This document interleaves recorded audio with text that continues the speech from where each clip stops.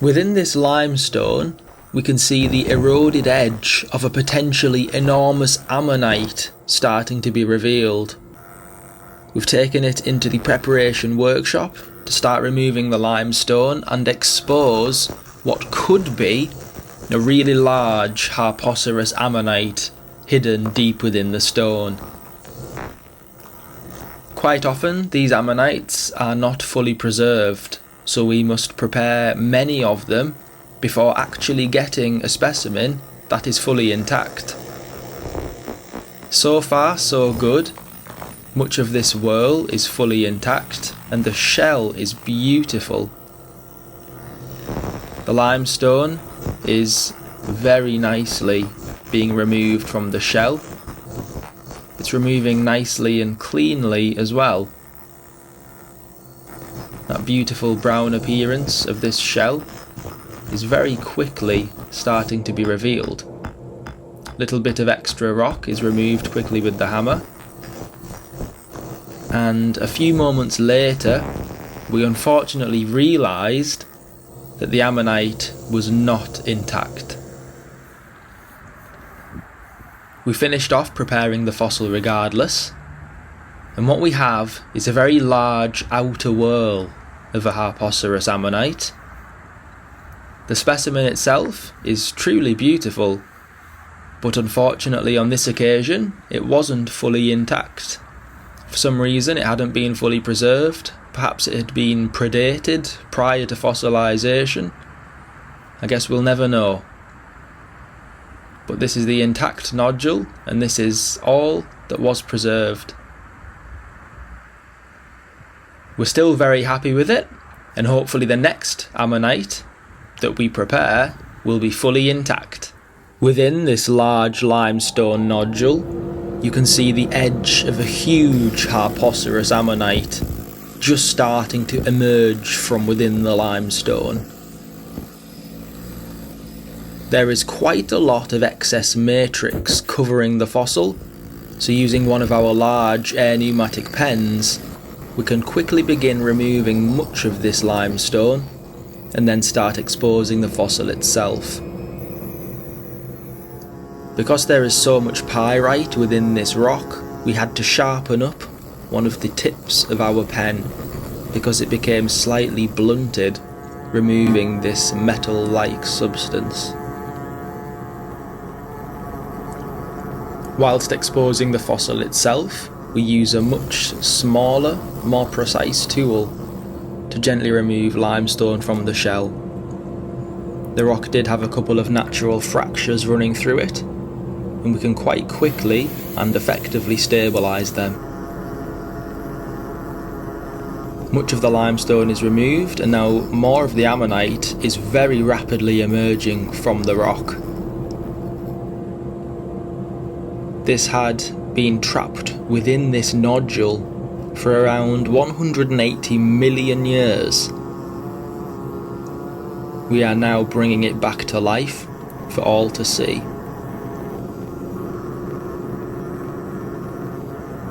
The real delicate, fine work now begins, and using a variety of techniques, we can very safely remove that limestone in order to keep the fossil underneath fully intact. Getting deeper and deeper into those ammonite whorls, we can begin to see that it is fully preserved, and it looks like it should be complete all the way to the centre, which is pretty remarkable for an ammonite of this size.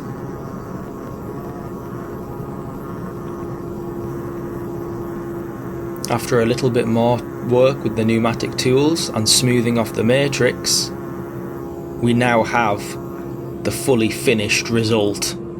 Let's take a look. And here we have the find of a lifetime in terms of this species of ammonite. They generally don't come much bigger than this at all. There has been no erosion by the sea whatsoever on this fossil. It's been fully intact, and we have removed every millimetre of limestone that we were able to in order to reveal the Ammonite in all of its glory. What an impressive find and preparation. This enormous nodule contains one of our biggest ever Dactylioceras ammonites. We're pretty sure it is our third biggest example of this species, with the other examples only being slightly larger than this one. We could see the beautiful ammonite keel showing all the way around the edge. Just look at that. We were lucky enough to find it fresh out, so there had been no erosion on this specimen whatsoever. Preserved 180 million years ago, we are now exposing this beast with our fossil preparation tools.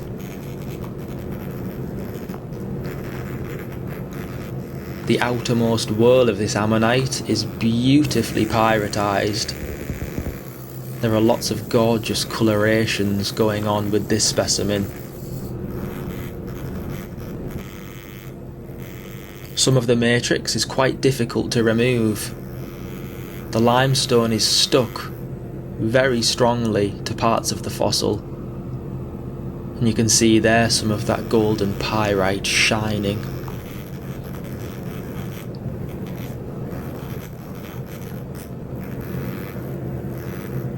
Piece by piece, we get closer and closer to removing the limestone from the innermost whorls of the ammonite. Due to the rock being quite stuck onto the fossil itself, it's going to be quite a challenge to fully prepare this one, but we have no doubt it is going to be worth it. Changing to various tools helps remove some of the more difficult pieces of limestone from this specimen. Every minute that passes, we're making more and more progress, and so far, over a couple of hours has already elapsed.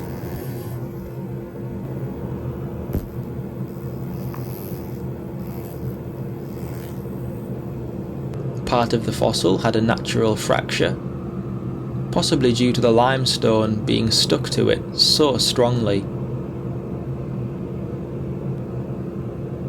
We can now reattach this piece nice and safely, and by the time it's fully finished and restored, you shouldn't be able to tell that there has been any damage to the fossil itself, or any part where the natural fractures have opened up.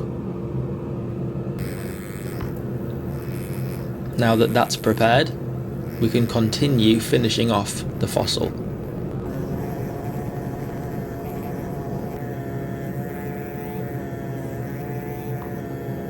You can really see this specimen starting to come back to life now. There's not much more to go. In reality, the amount of work left represents a good couple more hours, but here we are showing you the overall process of what's involved. Taking it from that initial large rock to the finished, fully prepared, three-dimensional ammonite.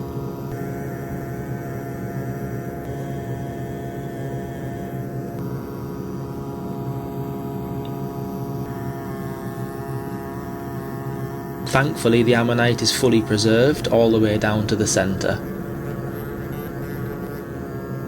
Every now and again, preparing a specimen this large, quite often find that they are unfortunately not fully preserved, but this one is, and measures in at definitely our third biggest example. It's one of the commonest species to find, however to find such a large example of it in such perfect condition is really rare.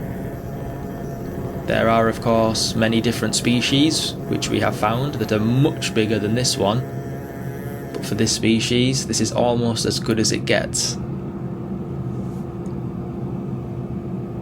In just a moment, we will see the fully finished specimen. The final touches now involve using one of our latest tools, to microscopically remove the tiniest pieces of limestone.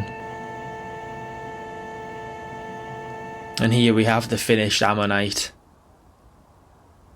It really is a beauty to behold. We have removed as much rock as safely possible in order to reveal this beautiful, partially pyritized Jurassic Ammonite.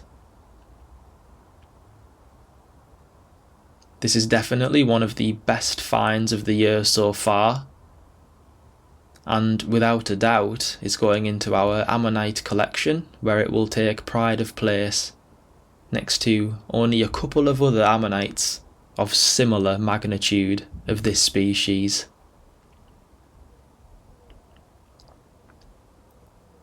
What an absolutely superb find and unremarkable preparation. This limestone rock contains a large Harpoceros ammonite. You can see it needs some restoration. When the nodule was opened, a tiny piece of the ammonite had initially broken away. As we're preparing it and removing the limestone, we're also constantly ensuring the ammonite fossil remains intact. Using a variety of tools, we start to remove the bulk of the limestone matrix. We can very quickly see more and more of this ammonite being exposed. We need to stabilise part of the back of the nodule to ensure that it remains sturdy for many years to come.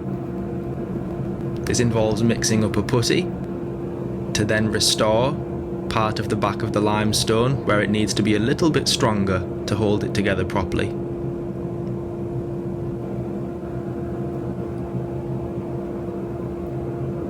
After waiting a few hours, the nodule is now ready to have the tape removed and we can continue preparing it. The next steps after removing some more of the limestone will be to repair the larger ammonite, but we also managed to uncover a tiny little specimen just at the edge of the rock. We'll also be preparing the smaller ammonite and keeping it together as one big fossil specimen. We've already used many different tools to get the fossil to the stage it is now.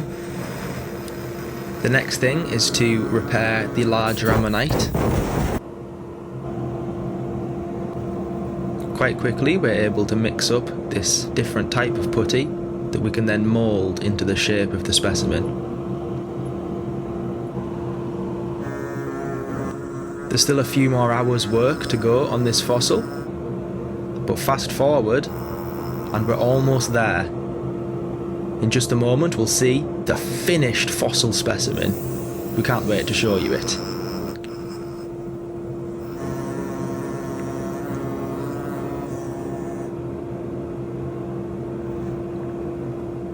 After a few more hours work, here we have the finished result. It's unbelievable to think that we started out with that big bulky limestone rock with only part of this ammonite revealed, and now, after many hours of skilled preparation, we have the finished Jurassic Ammonite, 180 million years old, fully restored in all of its glory. You can just see all the way down to the centre of that specimen. The very skilled fine work involved to reveal the very centre of these ammonites is really difficult. There's also another different species of ammonite preserved alongside it.